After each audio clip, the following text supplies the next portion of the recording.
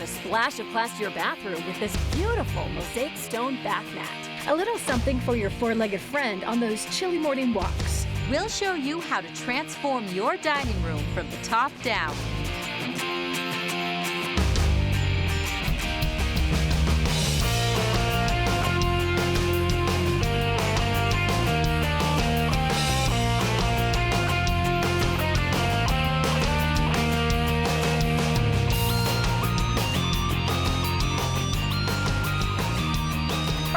Welcome to Fix This. I'm Vita. We've got Raquel, we've got Kayleen, we've got Becky, and we have Izzy. Yay! She's like, what's going on here? She's our special guest star, and she's super well behaved. She is sporting the latest sweater fashions. I know I like to put dogs in sweaters, and my friends do too, and they can be kind of expensive. And we're going to show you how to make this sweater no-sew or sew, whatever comfort level you're at. Your dog can be just as sporty as Izzy. For a fraction of the cost. And see, Izzy's coming over here because she thinks I have food for her. But we're talking about the hottest new craze in drinks and just kind of like in health. It's the chia drinks. And if you see those at the store, they're $3 a bottle. They're really expensive, but they're everywhere. And my daughter loves them. Her soccer friends love them. She's 9 years old. And they tout having more omega-3s than salmon, a higher antioxidants than blueberries, and it's in this simple drink. So I'm going to show you how to make those homemade for a fraction of the cost of what it would take to buy it at the store. The texture can be kind of crazy, so that's really amazing that your 9-year-old is drinking that. Yeah, I think she that's loves a big win. I think Izzy also wants Sorry, to. Izzy. She's not drinking chia. No chia for you. No chia for you. Also in the texture world, we're talking about how to take, this is not finished, but this is an ordinary bath mat that you can get. I took river rocks that I found at the dollar store and put them on this to make one of those expensive, in this case, expensive looking rock mats. You can buy these for $50. If you went online or to even a big box store, they're pretty expensive. This one I made for much, much less than that. I'll show you how to get it done and how you can just dress up your bathroom outside your bathtub or your shower and give your feet a little massage. Yeah, very nice. It's a nice texture for a little bit of cost. Yeah, check it out. Check it out. So good. Well, okay, so speaking of texture, light is also a texture that you put into your house. And so you really want to think about what does it look like and how expensive is it to switch out your light fixture. So I'm going to show you a very easy way to switch out a light fixture. Now, if you come across wiring that isn't as easy as what I showed, of course I'm going to suggest that you contact a contractor, but it's just a few simple tools and you can update any space. Well, thanks, Kayleen. And now we're going to head over to Patty, who's going to show us how to make Izzy's little designer sweater.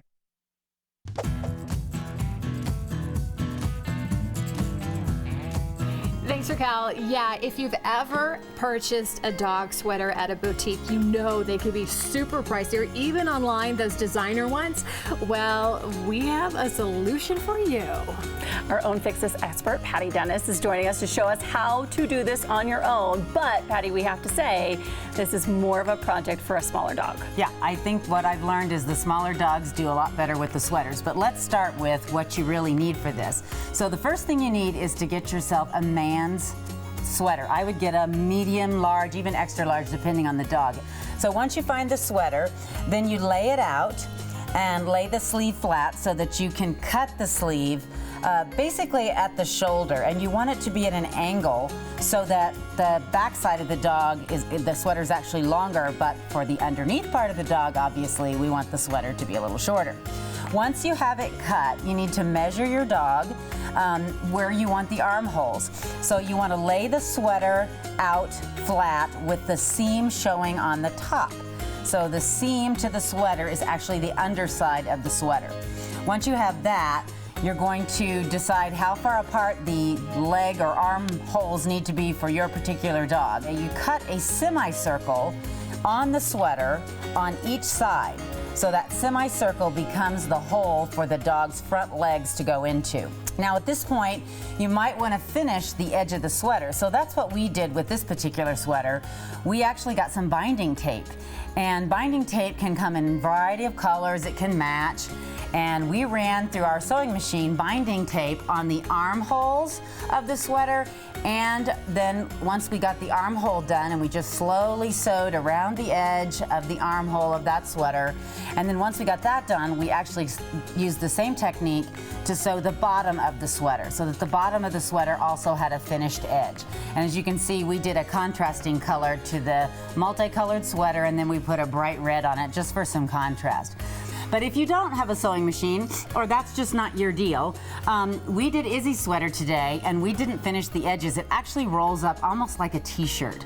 So it really works just fine, and because the sweaters are so cheap. So we found a woman's sweater, and let me show you how easy this is. Here's a man's sweater, and this one would be for a slightly larger dog. But as you lay the sleeve out, really lay it flat, and really what you're gonna do is just cut the sweater right at the shoulder in a diagonal. And the arm sleeve here, the crew part of the wrist part of the sweater, becomes the neck. The next thing you do, as I said, is make sure you lay the sweater flat. So once you get the seam on the front here, then you're able to measure where do you cut your semicircles for the armholes. So we'll just use Izzy, and this is pretty easy. Just laying it up against her, making sure there's not too much neck area left, and she's a little bitty thing. So we're gonna go about right here, and it's pretty easy. I just kind of eyeball it, and I just cut each circle, and that's how you start the armhole process. And what I really like, I'm going to take this one off of her because we're going to trade it out real quick. Right? Okay, sure. And then if you want to decorate them on Izzy's, we put a little bow. Okay, Izzy, here we go. Here you go, Izzy. Izzy is the most tolerant dog on the face of the planet. She is so good. And we're gonna find the little sleeves. Here we go, Izzy. 1, 2. And new sweater on Izzy, new color. Very easy, very precious. She's cute. And I also cut some letters. If you want to put letters of your favorite team on the sweater, you certainly can. And those you can add with glue. And you can make it USC if you want a different team. So cute. Or you can make it CU if you want a different team. That's perfect. Okay. Perfect. Well, we're going to put all this information for this on 9news.com/fixes. Thank you, Patty. You're I love welcome. it. So cute. Good girl, Izzy. Changing out your bland dining room light fixture for a chandelier can really transform a room. We'll show you how to install it yourself next. And later, When it comes to this new superfood craze, you don't have to pay $3 a bottle. We're going to show you your own chia drink recipe.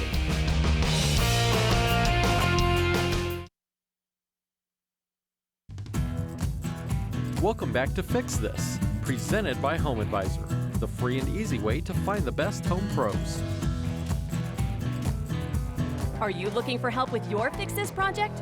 Home Advisor's project advisors are taking calls now to help you find the right pro to get your project done. Hi everybody, we're talking today about how to transform your dining room, and there are just super simple ways to do it, and one is just changing out that chandelier, and literally transformation. It's like a dining room remodel. Absolutely, and you can actually make it inexpensive or expensive, depending on your taste with the light fixture, but that's gonna change up the feel of the space and actually the light that comes in it, so very, very simple way to do this. So, yeah. I'm gonna step out while you show us how. That's easy, all right. So, I've already put together the light fixture as per the directions, which is going to give me the proper area to mount this up to the ceiling, and I've run the wire up through this. What I'm going to do next is I'm going to attach the ground wire to the green screw. This is going to make sure that this is a grounded fixture. We're not going to overheat, and if it does, it'll trip a breaker and turn off. Next, I'm going to remove the insulation or the plastic around the wire to expose it so I can then connect it up to the wires coming out of the ceiling.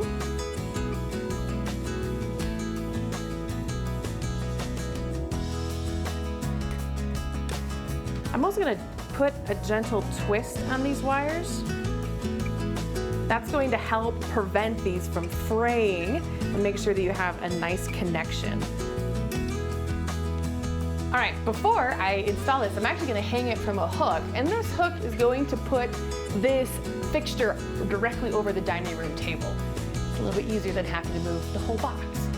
Before doing any electric work, make sure to turn off the power and test your wires to make sure that they're not hot. This is very, very important. Safety first. Now that I've removed the wires, I'm going to attach them to the wires that are coming out of the ceiling, the white to the white, the black to the black. Even though both these wires are black, one of them has ridges on it, and that's going to be my black. So attach these and then add the wire nuts on.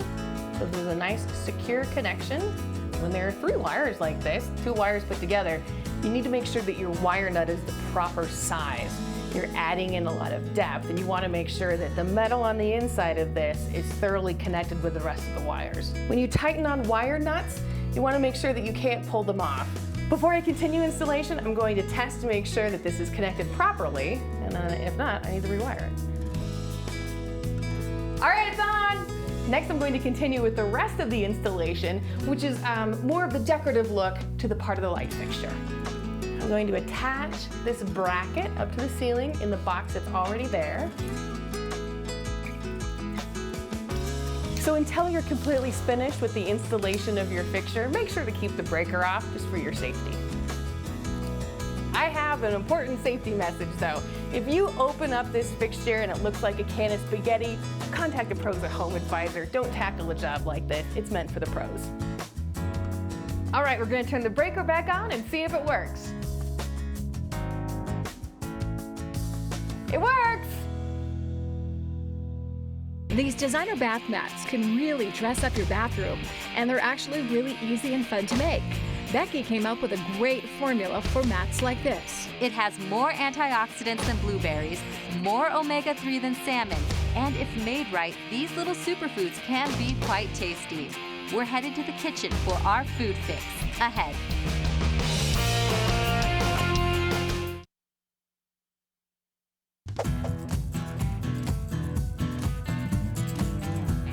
So I am joining Becky today in the craft side of Fix This, which is very exciting to be out of the woodworking shop. Yes. So explain to me though, what are we working on? Okay, so you're seeing 2 bath mats, some rocks, and some glue, because you go online and you find those mats that are made of those mosaic like river rocks, and they look so nice, but they're so expensive.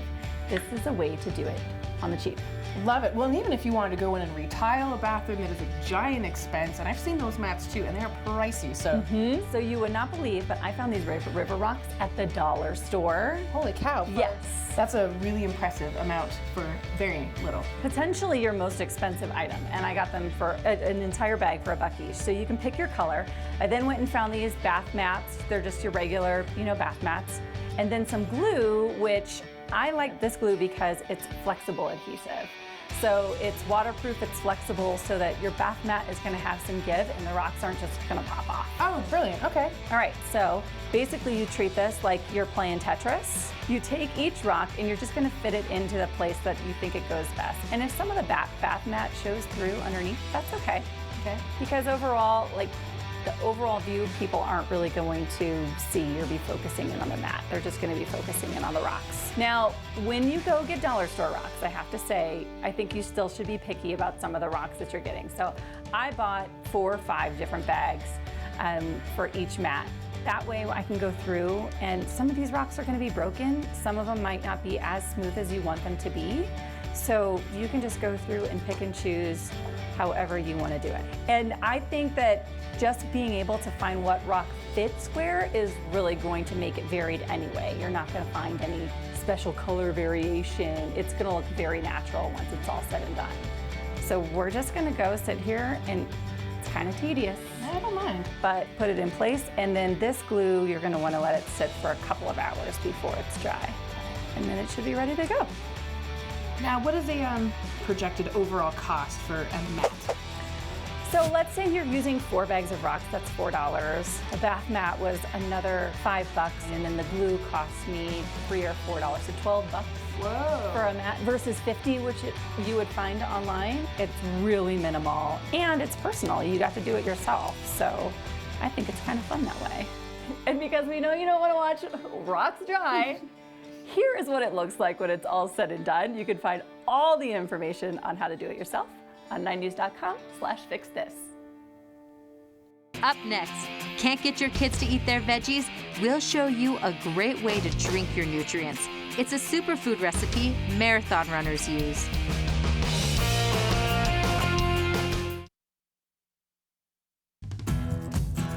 Welcome back to Fix This, presented by HomeAdvisor, the free and easy way to find the best home pros. Are you looking for help with your Fix This project? HomeAdvisor's project advisors are taking calls now to help you find the right pro to get your project done.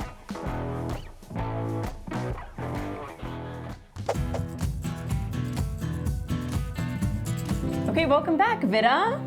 You are gonna take me, at least I don't know about you, Kayleen, but you're taking me outside of my box today and we're trying a chia drink. Yes, chia. I love chia. Chia. Do you want to sing the song? Chia. Not that chia. We're talking about chia drinks. And over here, for example, if you look at these chia drinks, they're like the hottest fitness craze, there's health craze. You can get them at Whole Foods, places like that. And they're $3 a bottle, sometimes $3.50 a bottle. Goodness. So they're expensive, but what they tout, if you go online and you do all the research, they tout this as being a superfood. Essentially talking about more omega-3s than salmon, higher antioxidants than blueberries, which is one of the top antioxidants. So this is a great way I sneak a healthy nutrition into my daughter's diet because she doesn't like vegetables, but I can have her drink one of these chias all the time, and it's a super hydration food. The marathon runners use it in races because it just keeps your body hydrated and healthy. So do you want to get healthy? Yes. I want to get healthy. Let's go. Yeah. Okay. On a budget, because that's really expensive. I'm going to show you how to make these drinks for a fraction of the cost. This is after it's been sitting in the refrigerator. I like to make it and put it in the refrigerator after I make it and let it sit overnight. But to make it, you just get like a Pyrex container, put in 2 cups of water, preferred if you purify it, and then I'm going to put in about 5 to 6 tablespoons of the chia. And these are black chia seeds that I got at a health food store, and they're not very expensive. And so I'm putting it in. If you want it to be warm, I put it in the microwave for 3 minutes, the water. That's going to help kind of plump in the chia seeds, and you want to do it a little bit, mix it a little bit at a time. But so 6 tablespoons, and you slowly mix it in, or it's going to get clumpy. You got to make sure it's warm, but not super boiling. And how long will this last for? So if you're making 2 cups, a few days? I would say a few days to be on the safe side because it is perishable and you got to keep it in your fridge. You got to keep it cold. You don't want to leave it sitting around. They say that these are highly perishable once you actually make them, wet with the water. You could put it in the fridge for a couple hours, or you could put it in overnight. I like to put it in overnight so they get really plump, and I like them that way. So now that we've made our chia seeds, I put it for like an hour or 2 in the fridge so you see the consistency. Do you guys want to try one of the Mama Chia drinks? Yes. Okay. Yeah, it's actually really flavorful. The consistency, I think, would take just a minute to adjust to. So the way to make the inexpensive versions, you now have your chia seeds, and they're all ready to go. And then you just take some. I get some organic juices. This one I get them on sale. This is basically a lemonade, peach lemonade. We've got blueberry pomegranate, raspberry lemonade, or Concord grape. This is pretty thick, so maybe a little less than half. Oh, that's some gelatinous. Yeah, that's it really some tapioca is. right there. And then you pour how much of the lemonade or the juice that you want in it. Then you stir it up. They will make it through a straw. That's really good. Is that better? Yeah. Because this one's a little, you diluted it a little bit more, and you can make it the consistency you want. But you're getting some really good antioxidants in your body. I can feel it coursing through my veins. Clearing out the bad stuff. No, I really do like that. Okay, so of course we're going to put all the information on how to make this on 9news.com/fixthis so you can make this yourself at home. And once again, store-bought, $3, the one that we made, anywhere from 25 to 50 cents a bottle. Cheers. And remember, we want to hear your creative recipes. Do you have a recipe for a chia drink, or any drink for that matter, that you want to share? You can email us at fixthis@9news.com.